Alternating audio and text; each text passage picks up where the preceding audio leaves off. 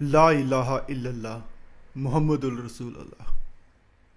It's a saying from Muslim religion.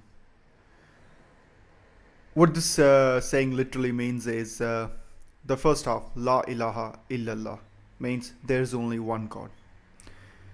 Muhammadul Rasulullah, the second part means there's only one prophet. Now I'm a Sikh, completely different religion from Muslim religion. But I still agree with this saying completely. And I'll give you my reasons. And my reasons are different from what Muslim people believe. But I still believe in the same saying, but because of different reasons. And here's how I'll explain it to you. Now the first half of the saying, La ilaha illallah, that means there's only one God.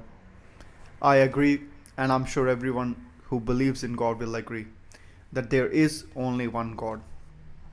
The only thing is we call that God by different names. Christianity refers to him as God.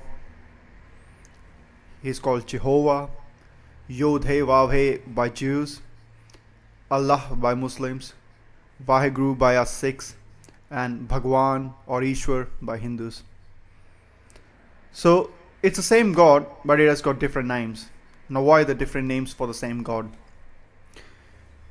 Take an example of our relationship every individual on this earth has.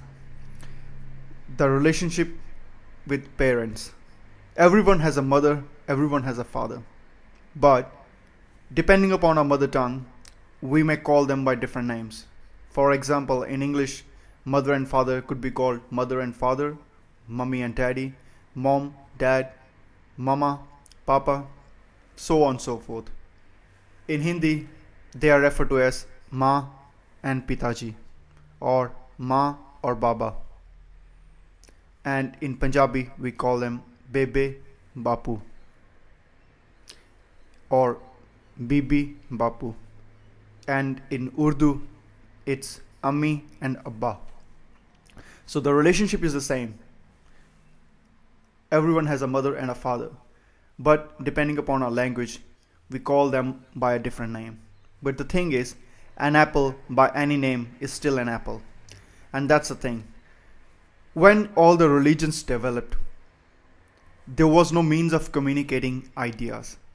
Every person on this earth, doesn't matter which part of the world you go to Philippines, you go to Japan, you go to any country in Africa, even the original indigenous population of Australia, which is the Aboriginal and Torres Strait Island people, and then you may go to West Indies, where the West Indian people lived even before Columbus reached West Indies.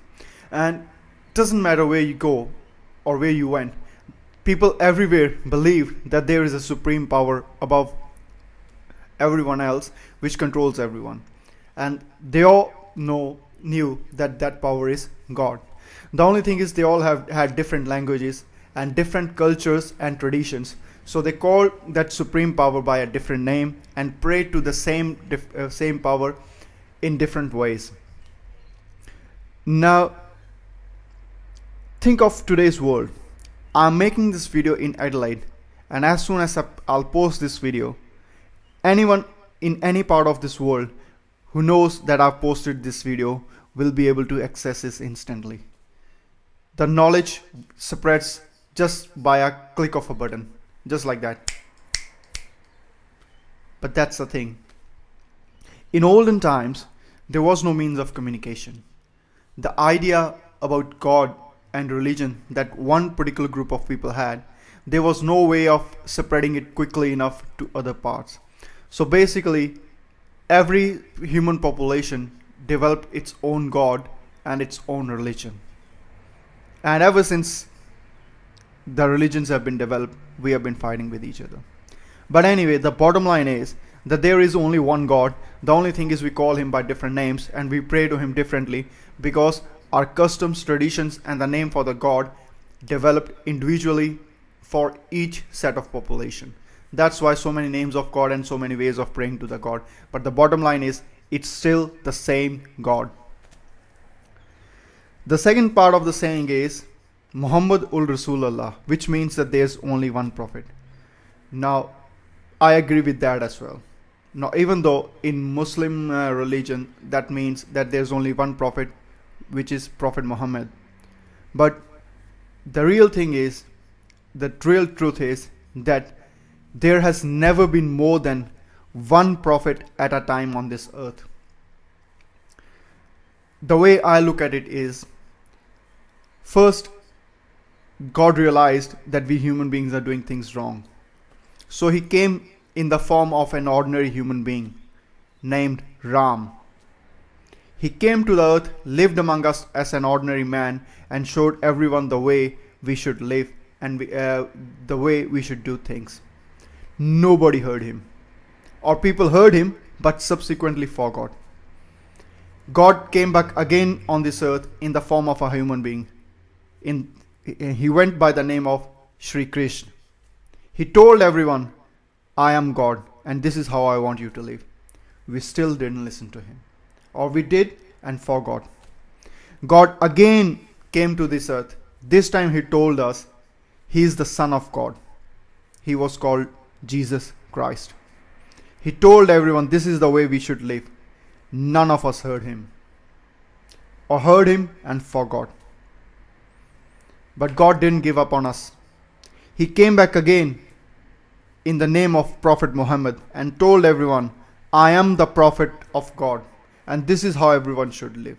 And we still forgot what he said. God once again came back, and this time he came back in the form of an ordinary man. And he said that I am an ordinary man who just believes in God. His name was Guru Nanak. He told everyone, this is how you need to live. There is one God. You can pray to him anyway, but this is how you need to live your life. But we have forgotten his teachings as well. And now finally God has deserted us.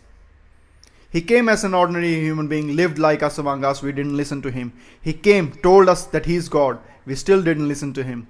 He came and said that I'm the Son of the God. We still didn't listen to him. He came back and told us that he is the Prophet of God. We still didn't listen to him. He came back once again and told that he is just an ordinary human being and this is the way he sees everything. But we still didn't listen to him. Now God has deserted us.